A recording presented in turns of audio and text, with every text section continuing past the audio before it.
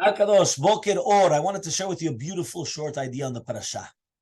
In this week's parasha, we see how Avraham Avinu is in the middle of speaking to Hashem when Hashem comes and he visits him. After the Brit Milah, he was sick, so he did Bikur Cholim, and Hashem visited Avraham Avinu. And after visiting Avraham Avinu, they're in the middle of the Pgishas, they say, they're in the middle, they're speaking to each other. Avraham Avinu, he was suffering so much he wanted guests. So HaKadosh Baruch Hu sends a guest. Avraham Avinu stops his conversation with Hashem and he runs and he gets the guests. I'm going to ask you the following question. Story Maaseh She'aya. A story that happened. The story goes as follows. It's in New York.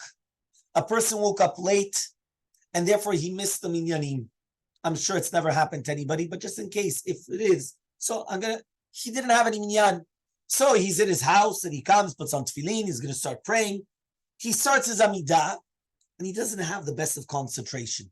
So what he thinks is, let me fulfill what it says in Halakha. I'm going to look up to the heavens. So he's got a window right by him. So he looks outside and he wants to look to the heavens to say, please, like Hashem, I recognize that I'm praying to my creator.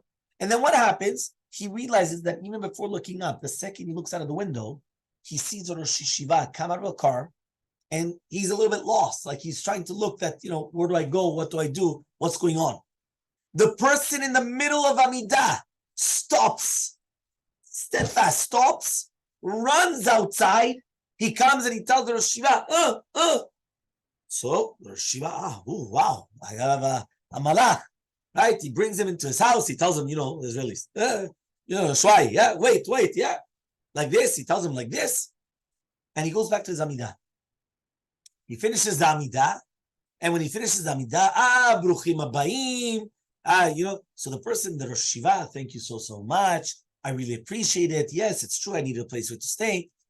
And after a few minutes talking, the Rosh Yeshiva comes and he tells him, but by the way, sorry to ask you, but you were in the middle of Amidah? Well, obviously, he was probably in the middle of Amidah because he didn't talk. He comes out, it's Talit and Tefillin. He comes out, he only doesn't talk, he only, ushers him in. Afterwards, he continues Amidah, and then, you're in the middle of Amidah? He said, yes, of course. So he said, so how did you do that? So he went and he said, I learned it from Avraham Avinu. Avraham Avinu is speaking to the Shekhinah, he's speaking to Hashem. He tells Hashem, wait. He runs to the guests and he serves the guests. So therefore, just like Avraham Avinu did it, I learned from Avraham Avinu that this is what I'm supposed to do. Is he correct or not correct? They asked this question to Rav Zilberstein. And Rav Zilberstein came and he answered as follows. He says, I apologize. He's incorrect. But now why? Listen to this. He says, before there was a Shulchan Aruch, then also Frida and also Mr. Tzion was correct. You're right. Which means that before there's Halacha, before there's a book of laws, right? Now, logic, you guys are correct. The women are always usually in that way. They always have their head in the right place, right? They're always, listen, that's the purpose of this world. This is what you have to do 100%. And that's what Avraham Avinu did. Now that you have a book of ethics or a book of laws, which is called Shulchan Aruch, and in the Shulchan Aruch it says that the only time you could stop Amidah is for a pikuach nefesh, which means a life and death situation, as Mauricio said, a scorpion, a this, a that, like something like that. So then that's it. I have a mitzvah. I cannot override that. Now again, I could have logics, but my logic cannot override anymore the halacha. Because once I have a book of law and the law tells you A, B, C, I cannot justify it. Even though if somebody comes and he robs a bank and he says he's Robin Hood and he says, but I'm doing good. But the country says, I apologize. It might be a good thought process and you're not bad in your mind, but we have rules. And once there's rules in the country, it doesn't matter your thought process behind, you have to follow the rules. That's one answer of Rav Zilberstein. But then he brought down another incredible answer. And listen to this. He comes and he says, Rav Victor Nevensal. Rav Nevensal is one of the rabbis, the big rabbis of Iratika. And Rav Nevinsal comes and he says as follows. He has many sefarim, Turat Avigdor, and all these things. And he says an incredible yesod. And he says like this.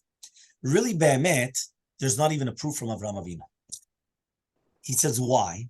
He says, because Avraham Avinu, when he was speaking to Hashem, it was a reward. He was getting a reward for what he's doing. He serves Hashem. Hashem says, my reward is to come and to be with you. I'm going to be in your presence. I'm going to be with you. Many times it happens that you do something good, so all of a sudden somebody important will come and say, whether it's a president, whether it's the queen, I'm going to be with you. Why? I support you because you did something proper. I'm going to be with you. That was by Avraham Avinu. And therefore Avraham Avinu could right now come and say, you know what? I don't want it now, and therefore I'm going to go. But if it's not a reward, and you're doing a mitzvah, and your mitzvah right now is the Amidah, why is that mitzvah of Achnasat Orchim more important than your mitzvah of the Amidah? It's not. When you're doing a mitzvah, you finish a mitzvah. Don't stop one mitzvah for another mitzvah, which means right now you're doing a mitzvah, put all your head into it, and that's it. But I wanted to ask you an incredible question. And this is where my chidush comes from. And this is what I thought, which is something incredible. Right now, Avraham Avinu, if you're going to tell me it's a reward, HaKadosh Baruch Hu comes and he's giving you a present. He's giving you a prize. For all your good service, I'm coming and I'm doing that. Why in the world would he stop that in order to run and to do a mitzvah? It's a mitzvah. Achnasat orchim. Run. But why? You're with Hashem.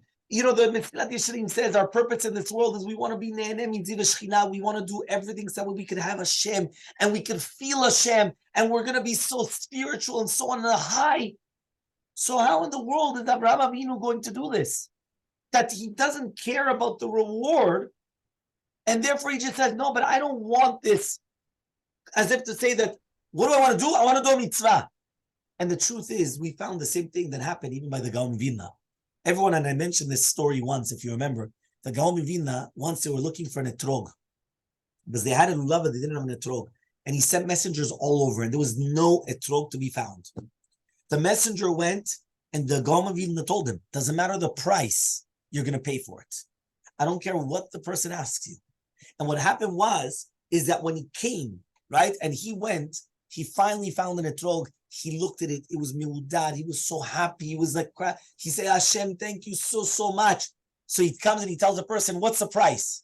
And he says, there's no price. There's only a condition. He says, so what does that mean? He says, very simple. I'm giving it to you for free, but on one condition.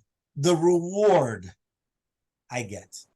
Meaning when the Gaon Vilna is going to take this lulav and etrog, and he's going to be shaking the lulav and etrog, that reward goes to me. The shaliach said, the messenger said, what? He says, he says, I prefer to pay the $10 million, whatever you want, but don't tell me that. He says, if not, why in the world is the Gaon Vilna going to do it? But he said, that's my condition. So the person went and he said, okay, fine, I'm going to take it. I'm going to give it to him. I hope he accepts it. It doesn't make sense. He came to the Gaon Vilna and he gives him the etrog. The Gaon is looking at it. He's so happy. He's got a smile on his face there. And all of a sudden, right, he comes and he says, yeah, but the Gaon, I've got a problem. He says, what's the problem? He says, the price. He says, I don't care about the price. I told you, pay whatever you want. He says, no, but Rabbi, the price is that you get no reward. That's the price. You're doing the mitzvah, but you get no reward. And all of a sudden, the Gaon Vilna started dancing. The Gaon Vilna started dancing. And the shaliach, his messenger, is right, man, he's not understanding. And he says, no, but maybe he didn't understand what I said. He said, the Gaon, you're doing it, he's not doing it for reward. He says, that's why I'm dancing. Why? Because I'm doing it for the mitzvah. I'm not doing it for the reward. Now, I ask you, though, what does that mean? You're going to have a reward, Hashem speaking to you. You're Avraham Avinu. Right now, Hashem's going to speak to you. Right? Imagine right now, all of a sudden, it makes a pause. We all become stone, right? We all freeze, and all of a sudden, you're on the screen, and Hashem speaks to you. Are you right now, all of a sudden, you get a phone call. Who is it? A friend, whatever. Are you going to tell Hashem, 1 minute, Yeah, I have to take the phone call. Yeah, Ribono Shel Olam, you're with Hashem. What's going on? How do you answer that question further? What I thought to say was as follows. Avraham Avinu, he's speaking with Hashem. For us, that's the biggest reward that a person will ever get in their life. But Avraham Avinu has a mission in life. His mission in life is, I want this world to be Bet Hashem. I want this world, this place, my house, I want it to be a house of Hashem. I have a company, I have an enterprise.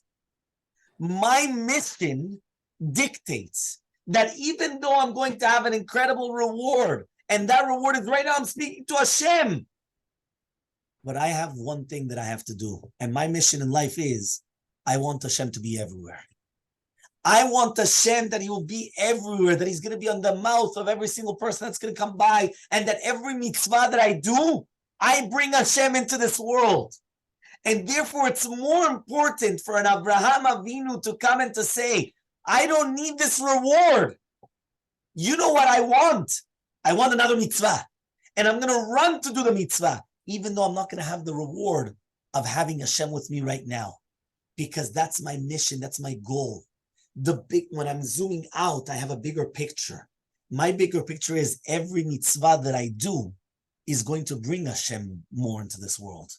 And therefore, if I'm not looking just for myself, if I'm going to be egoistic, so you're right, I'm going to be egoistic or eccentric or whatever you want to call it. So therefore, what's going to happen? I'm going to look for myself. I'm going to say, listen, I'm enjoying with Hashem. I don't care what's happening on the outside. But Avraham Avinu's mission is not like that. Avraham Avinu's motto is, in order for me to have Bet Hashem, in order for me to have that Hashem is everywhere in this world, you have to continue doing mitzvot. And therefore, even though I have the opportunity to speak to Hashem now, doing mitzvot is more important than speaking to Hashem. And HaKadosh Baruch Hu agreed with him, because you see that he wasn't upset that he went and he did it, because that is the motto of Avraham Avinu. And the Gaon Vilna held the exact same way. If my mission in life is only to do a mitzvah to get a reward, so then I'm not living with the proper hashkafa. I'm not getting it. I'm wrong. You're right, the reward will come anyway. But that's not my mission. My mission is, I'm doing the will of my God. I'm doing the will of Hashem. I'm so happy that I am zocheh, that I have the merit to serve Hashem. And when you come and you put that in your mind, you don't care about the reward. The Gaon Vilna was even happier, because this shows that this is the first time that I'm doing a mitzvah, and I know 100% I will get no reward. So why am I doing it? Only because I want Hashem in this world. I want mitzvot in this world. I want that the name of Hashem will be everywhere. And that's our mission in this world. That's what Avraham Avinu was teaching us. Avraham Avinu was teaching us by going and stop speaking to Hashem, not to come and say that, but to say, what is our mission? Now again, as we already mentioned before, once the Shulchan Aruch comes and tells us that there's a mitzvah to pray, and you're not supposed to stop your prayer for anything else, now this is our mission. Because when you're doing Amidah, the world could fall, and nothing's going to happen. You know what a Kiddush Hashem it is, right? When you come and you see a picture, right, of a Druzi, right, of a Druze that's in Israel, right, that he's coming, he's protecting a Jewish soldier in the middle of his Amidah. That the Jewish soldier could be in the middle of war, but he's going to stop and he's going to do his Amidah, and you have somebody else coming and he's watching over him, right? That's not even Jewish, just understand, I have your back because you're praying to Hashem. I have your back because you're doing something that at the end of the day, you're bringing Hashem closer in this world. And that's what we have to do. Our mission in life is to always have Hashem and to bring Hashem in. It's not to look that I want the reward. I don't want that reward. I want more mitzvot. I want Hashem. I want this to become a Bet Hashem. And with that, I think we're going to change, Bezrat Hashem, a lot of things in this world. Bezrat Hashem.